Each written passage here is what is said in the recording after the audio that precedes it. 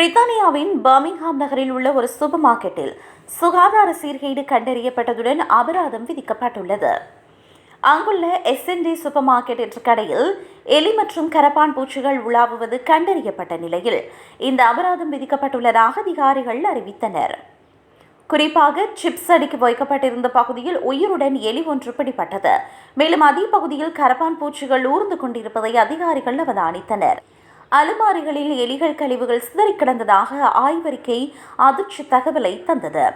கடையின் தரை மற்றும் உபகரணங்கள் மிகவும் அசுத்தமாக பராமரிக்கப்பட்டு வந்தன.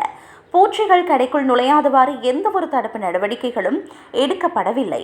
இது தொடர்பாக பர்மிங்ஹாம் நீதிமன்றத்தில் 5 குற்றச்சாட்டுகளின் கீழ் வழக்கு தொடரப்பட்டுள்ளது.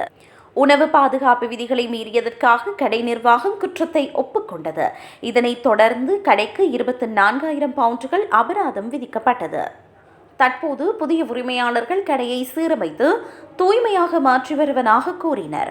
வாடிக்கையாளர்களின் ஆரோக்கியத்தை கருத்தில் கொண்டு அதிகாரிகள் இந்த கடுமையான நடவடிக்கையை எடுத்துள்ளனர்.